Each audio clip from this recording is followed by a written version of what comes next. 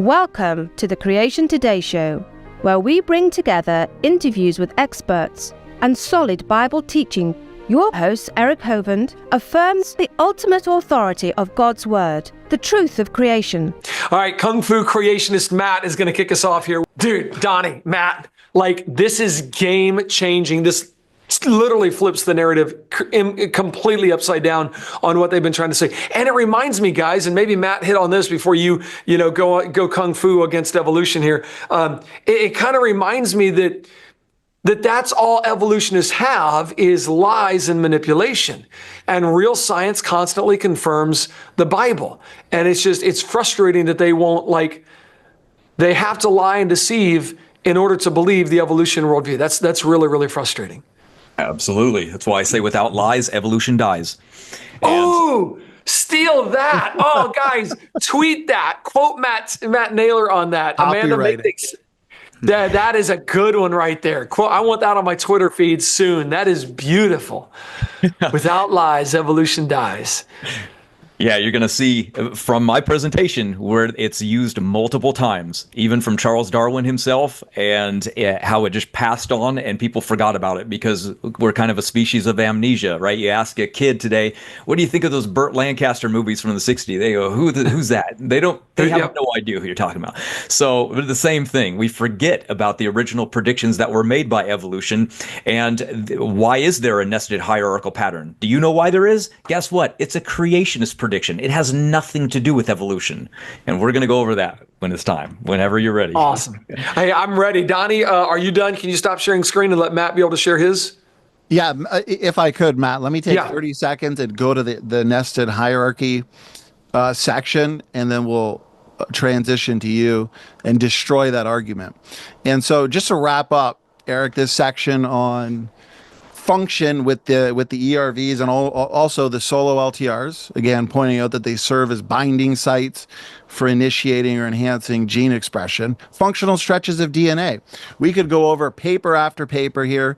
I've put together here's one slide with 3 more papers, retroviral promoters in the human genome. This is important because we are in the infancy, Eric, of understanding the DNA language and the total functionality of what's really going on in the genome. This, again, is directly from the conventional literature, the paper switching sides, how endogenous retroviruses protect us from viral infections. Notice what they admit. Our knowledge about endogenous retroviral elements involved in cellular immune responses is constantly increasing. So our prediction as creationists is as time goes on and science becomes more sophisticated, we are going to discover more and more functional roles associated with ERV and ERV-like sequences. Now, so again, paper after paper, as you can see here, and these are just a few. This is just a teaser of the overall picture. So here's for a little humor. Grandpa, because of ERVs, no, Eric, not grandpa. Okay, evolutionists hope, dream, and imagine, brother.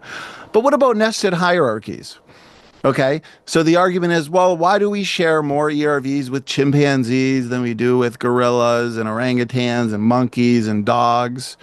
Okay, Matt's going to absolutely wreck this. And it's funny because even human engineers, Eric, design in nested hierarchical patterns. Okay, if ERVs are created units of DNA function, which we've determined that they are clearly, then of course we're going to share more of them with a chimpanzee than we do with a monkey or a dog, because we look more similar to a chimpanzee than we do to a dog anyways. So it's not a big surprise. And in the design world, as you can see here on the slide, a sedan shares more with an SUV than it does with a truck or a boat. And so you have nested hierarchical patterns in man-made designs, and we also find it in the biological world. And as Matt is going to demonstrate, this was all a creationist prediction. Matt, over to you, brother. Beautiful. All right. Well, he already jumped on kind of why there is a nested hierarchical pattern. So hopefully you can see my screen. And we're going to jump into the very first creator of that concept, which is the father of homology himself. And this was predicted in the 1800s. He coined the name dinosaur, by the way. And he believed in scripture. And he took the creation event and said, okay, let's look at Genesis and the creation of animals. And he said, I noticed there's a pattern here if we look at this. And I'm going to basically create and make predictions based on this pattern that I'm noticing in Genesis. And that's exactly what he did. And he said, a deep and pregnant principle, some archetypal exemplar on which has pleased the Creator to frame all certain living things. So what he did is he said, there must be an archetype that everything was based off of and creates a pattern of life and ending in man, the pinnacle of all creation. So this was the archetype that he drew in his book, and this became known as structuralism. And he later said that that ideal organism or fundamental pattern on which natural groups of animals or systems of organs has been constructed or to modified, of which the various forms of such animals or organisms may be referred. Basically, he's saying we can refer back to these original organisms and see the pattern of hierarchy through these lives. That's exactly what evolution took, by the way, and used. And guess what? They found his archetype in the fossil record. They found his early predictions after he died. And Charles Darwin came along, and at the time, it was called similarity due to common design. So he took that and erased design and replaced it with common ancestry. And everyone forgot about the original thing because ancestry was not true. It was common design. So he fooled the public by taking the creationist argument and replacing it with his new evolutionary ideas. So Darwin had struck a blow to the heart of Owen's system by substituting a flesh and blood living ancestor that exists with a concrete beastly thing for the lovely abstract that he created in his mind. So it was originally a creationist idea and concept ripped and stolen by the evolutionary community. So can we find patterns? Literally, creationists going, it looks like we have common ancestry or common design. Darwin says, no, he said ancestry. And today they're literally using common descent, literally changing design to descent. That's literally what they did. Yep, that's all Darwin did. He flopped it and switched it and changed it. So now it's being used as evidence for evolution when it never was. It was never their prediction. It was ours the whole time. So pretty amazing, right? So I always say, like, okay, can we find patterns? Of course there's patterns. They were predicted by us. Do these patterns match evolution? That's the real question. That's what we've got to look at. What are these patterns and how are we going to look at them and how are we going to view them? And I've done just that. And when we're going to compare the same gene, it fails. When we compare different gene, it fails even more. When we compare homology to genetics, it also fails. And when we compare the fossil record and migration patterns to genetics, it also fails. And we're going to look at that right now. But first, we have to go back to the original predictions. Did you know that evolutionists predicted there would be no genetic similarity in distantly related organisms? That's right. It was a creationist that predicted that as well. Again, one of their favorite arguments for evolution was never their argument to begin with. They stole it from us yet again.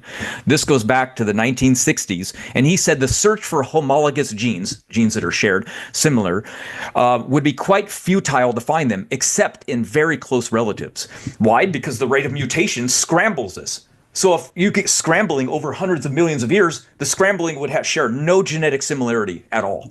So it shouldn't be there. That's right. But in 1970s, young Earth creationist Henry Morse of ICR came along and said the creation model has the same similarities are predicted based on the common purpose of a designer. And who ended up getting it right?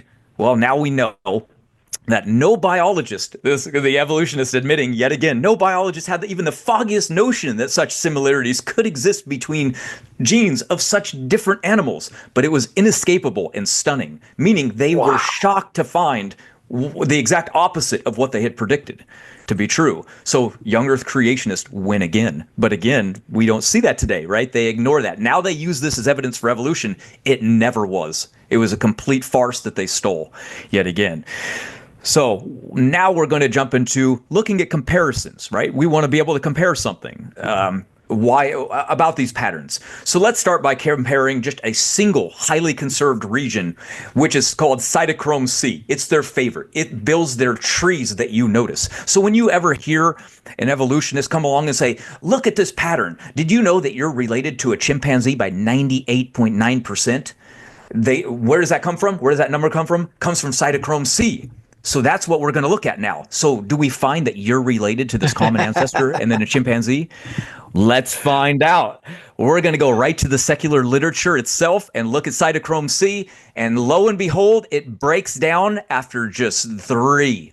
That's right. After you're going to go to from Homo sapiens to Neanderthal. Then we jump over to the chimpanzee, where we're about 98.8% similar, right? And then to gorilla. And then wait a minute, there's a pig. What? What's a pig doing there? That makes no sense. And then the orangutan. The orangutan should be following the gorilla, not a pig. And then after that, a dog. Wait a minute, this is their best tree of life. And what do we see? We see that pigs are more similar than our other ancestors are. What? How about dogs? That's when you compare the what was it, cytochrome C? When you compare that section of DNA? Yes. Yep. When you if you compare that section of DNA across these animals, that's the percent similarity they are. We're actually closer to a pig than some of our other supposed closest ancestors. That's right.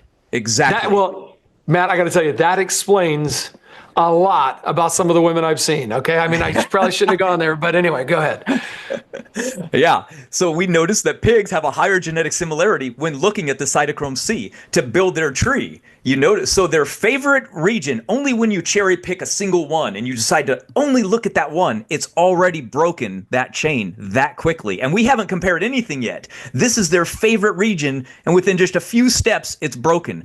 And this is actually recognized by evolutionary geneticists. This is Eugene McCarthy, a geneticist that writes books on hybrids. So he came up with his own model to save this, and that is a chimpanzee fell in love with a pig, and the pig mated with the chimpanzee, and they created humans. That's right. And this is published. This is a massive, this isn't some random guy that just made it up and it's not in the secular literature. This is published, and you can find in the secular literature. And what he did is he said, let's look and compare how much similarities humans have with pigs. And he made a gigantic list, which you can see right here. And there are tons. Their skin is very similar to humans. Our eyes are very, very similar when you compare it to a pig and not a chimpanzee. So the reason we share these genetic sequences is because those sequences are what determines how we form and how we shape. So we're higher in certain sequences because of how we're created and how we're shaping and forming over time. So when we take blood, guess what? Blood matches a pig much more than a chimpanzee. So when we get a xenotransfusion of blood, it works better with a pig than it would a chimp. A chimp would kill us, but we can do it with a pig. When we take organ transplants, it works from a pig better than a chimpanzee, our closest relative. When you look at a kidney, it matches the pigs, not the chimpanzee. When you get a skin graft, you can skin graft from a pig onto a human. You can't with a chimpanzee. So you're starting to notice, like, wow, that now we're seeing why there's discontinuity in that tree that forms and why it can never be made into a true tree forming evolution, because evolution is not true. Our predictions on function are what is actually true, and that's why it breaks down.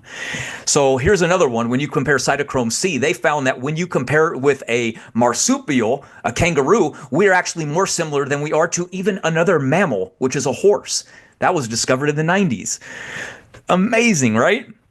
So look at the secular literature again, exploring the human-ape paradox. They said, yet humans appear to be the remarkable outlier, and we have numerous characteristics so far undescribed than any other primate. Why should this be? That's why the geneticist is saying, it's interesting, maybe we are more related to a pig. But if you only believe in evolution, you have to say, okay, if we're only going by genetic evidence, we have to say, okay, we are more related to pigs than other primates. And but look at another secular comment right here. Evolution by DNA mutations is largely uncoupled from morphological evolution. Why? An example of this is the large dissimilarity between existing humans and chimpanzees. So they admit right there, like, what's going on? We're so vastly different morphologically, but so similar DNA-wise, we should just uncouple the two entirely. And look at right here.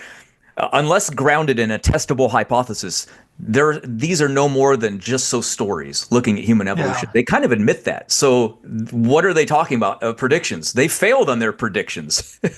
So what does that tell you? When they're failing their major predictions, it's not a very good theory, is it? There's no scientific consensus on the evolutionary role of fossil apes, meaning they make it up as they go along. Where's the money going to be? You want to find something that no one else has ever found and go with that. That's going to make you rich and famous. So we've now compared just that. So now we're going to do another comparison by looking at other regions real quick. Real easy. And by the way, they did this with rocks recently, looking at radiometric dates. And guess what they found? That when you compare all methods to one another, you get 50%. It's like a coin toss. It's garbage. It doesn't work when you compare it. It's another horrible system that they've done. And the same thing happens when you compare cytochrome C, which creates this hierarchical pattern right here with pigs and dogs somewhere in there for some reason. Well, let's add cytochrome B to it. Well, guess what? Humans now nest with cats, whales, and tarsiers. What's going on here? This is the evolutionary chart when you compare cytochrome B to cytochrome C. It doesn't even form the nested evolutionary chart that C does. So just comparing two similar regions that are close to each other, they already break down. And we've only looked at two. This is miserable for evolution. Why in the world would we be more similar to a whale and a cat than another mammal, right? It's not making any sense because it's not true. You're looking at two compartments that are highly conserved that build totally different trees. Do they have rescue devices? Of course they do. They make it up as they go along. They have to, right? So internet atheists pretend there's no problem with this, but the published literature tells you the exact opposite. So the guys that you meet online will pretend that there is no problem with any of this. Yes, there is. Matter of fact, these are paradoxes that exist that if they could solve them themselves, they would be famous. But they're not going to, because these are the problems that have been plaguing it since the discovery of these things. And I love comments like this where you go in and you say 2/3 of cases, trees that are formed, a genealogy results in humans and chimpanzees not related to each other. So they have to come out and say, well, there's no theory holding that molecular similarity necessarily implies an evolutionary relationship, and any molecular data that contradicts this idea of genetic similarity denotes a relation. They're just dismissed. Who cares? Wow. Their favorite argument becomes, oh, well, if it doesn't line up with them. It's crazy. It's nonsense. It's another pathetic 1-star review for evolution, just trash. You need to have a 0-star review slide, man. That's pretty bad when it's literally they're ignoring the real evidence and making it up as they go along. That's sad. Yeah, and we've only just compared the similar genes and other genes. We haven't added homology, and we haven't added the fossil record. So I can do that if you guys want, or we can just go to something else. Hit it, man. Hit that real quick. Okay. Well, guess what? Studies suggest that most evolutionary trees could be wrong. What a shocker. Why? Because now they're adding homology to the mix. So, determining evolutionary trees of organisms by comparing anatomy rather than gene sequences is misleading. Uh-oh, homology doesn't work when you add it. What's going on? Why is that? Oh, because evolution isn't true, right? We often need to overturn centuries of scholarly work that classified living things according to how they look. At the first time, scientists at Bath University compared evolutionary trees based on morphology and those based on molecular data and mapped them according to geographical location. What happened? Genetics was better than morphology. The very thing that they had based the fossil record on showing you. When they show you the fossil record, they say, see the morphology change? Well, now they say, well, you can't use morphology because we have to go by genetics.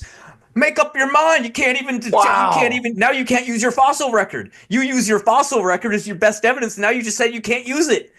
Boom. It's just ridiculous. So they use convergent evolution to get around that, by the way. Their rescue device is, if they're closely related, but they're different morphologically, well, just convergent evolution must have been the answer to that. But if you go to the college textbooks, Evolution 101 and Tree Thinking, they admit that our knowledge of molecular processes is not good enough to definitively rule out independent origins. What? They have never actually made a one true tree going to any common ancestor. They've literally never pointed to one. They're not confident at all because they know it'll get debunked later, right? It's going to be falsified. So they aren't even making predictions anymore. That's how bad it is for them. So there is no pattern of evolution because evolution is not true. And now we're going to go into the fossil record. And that is... Gary just said, that's why without lies, evolution dies, man. You hit the nail on the head with that one. I mean, that's all they have is lies. They don't have the evidence. No, if they had the evidence, they would have made accurate predictions. Their predictions have failed them. So because their predictions have failed, they've had to reformat, rescoop, go back, U-turn, name everything, hide things.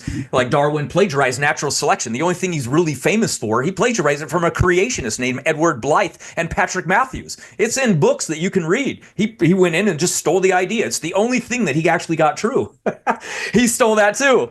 So now to help with this, we're going to look at the fossil record and migration patterns. And to do that, we're going to be looking at ratites. Ratites are birds that can't fly. It's just what the name that they gave them. So when we look at a phylogenetic chart built off genetics, you see something horrible with this. Notice the map. You can see, we'll start at the top. Look at the ostrich and the elephant bird. They live right next to each other on the continent.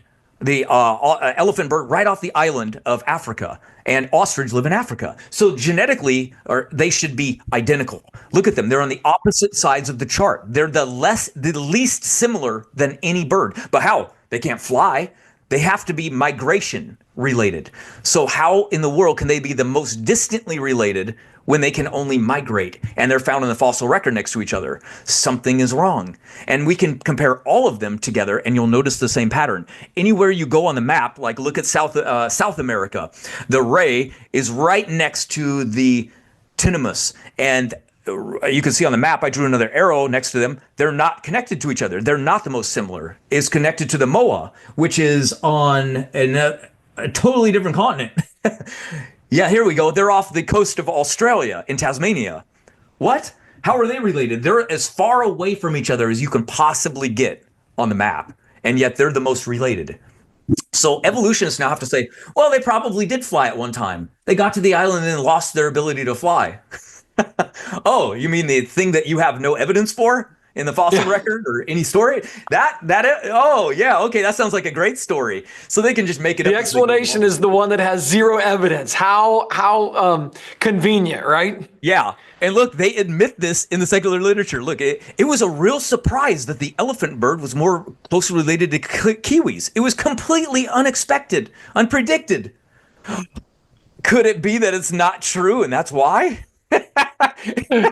It's so ridiculous. So what have we done? We've compared similar genes, fail. Compared different genes to the same gene, fail. Homology, genetics, fail. Like what I told you earlier, fossil record, migration, fail. Every one of them has failed to build a nested hierarchical tree that represents evolution everywhere you look. Wow. So it's interesting, right? Why would it break down if it's so true? Why don't we find it everywhere? We're not saying that there is no pattern. Of course there's a pattern, but the pattern breaks up when you're trying to form it into your evolutionary made-up story, because that story is not true. Now, base it on the creationist predictions and what we're talking about with function, everything makes sense. You can now take these patterns and be like, okay, why does a frog hand have the same kind of a digits as a human? But it doesn't share the exact sequence, but it does show similarity. Well, because how they grow their hands is very different. Their digits grow out from their hands. Ours start as a web and grow in. So the web disappears. So it's a functional difference. So that when you see a sequence and why it has more similarity with something else that's similar in that region, it's because of that. So when you look over and you look in the region in the cytochrome C where the kidney is, you see the sequence matches the pig, not the chimpanzee, because it's functional created differences. It's just that easy. And we can make predictions on this. Evolution cannot. That's why they're unexpected. Never saw that coming, right? Wow. In their own literature. Matt, this is great. Now my only concern is all my partners out there with OCD are looking at your tabs up there going, holy smokes, that's a lot of tabs, dude. Yeah, I know. It's okay. I got to move quick here, you know?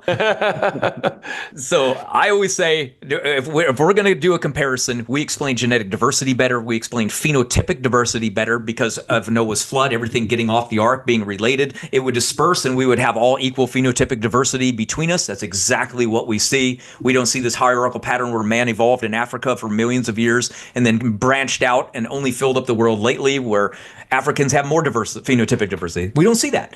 We explain mutation rates better. We can make predictions on them. Evolution cannot. We explain human origins. We explain bottlenecks better. We explain how organism doesn't die. You know, well, how can an animal get off the ark with another animal and then inbreed and not die? That's so stupid. You die from inbreeding. Well, guess what? They found the exact opposite. It's called the founder effect. And when animals are dropped off by a single pair on an island, they unexpectedly grow in heterozygosity until their population reaches maximum. And then all of a sudden they start decreasing from there. There's no problem at all from inbreeding, and there's no problem at all from the founder effect, which exactly what Noah's Ark would have been like. So we can explain everything now from every aspect of the story from Genesis on. Man, it really is. My mom, Jo, said it's fun to be on the winning side, and that is exactly right, man. It is good to have the truth. And guys, I know I say this all the time to my partners. We're right. So go share it. You are right. Go live it. Let's do what God has called us to do. We're here for a short amount of time, a vapor that appears for a moment and vanisheth away. Let's live out what God has called us to do with our lives. I know that's what I'm trying to do. I know that that's what my team is trying to do. I know that's what these guys are trying to do. And I hope that by partnering with us, that's exactly what you're trying to do. Live out your life for the glory of God, because nothing else matters. Man, Donny, did Matt do okay here? You know what, Matt? You're getting that promotion you've been seeking for a couple years now. You A+, brother. All right. I always tell people I'm gonna give them a raise. You can raise your chair up a little bit higher, okay? Just pick that chair up. Burned it. Man. Well, and I would say this. If evolution is true, why are there nested hierarchies or homology at all? Matt, as you've conveyed, according to the evolutionary model, Eric, the common descent hypothesis would suggest that mutations have been accumulating for millions of years and altering these genetic sequences that are supposedly shared between all these different creatures. Those signatures should be muddled. They should be scrambled. The fact that we see homology, the fact that we see nested hierarchies, this points us to the designer, the God of the Bible. Wow.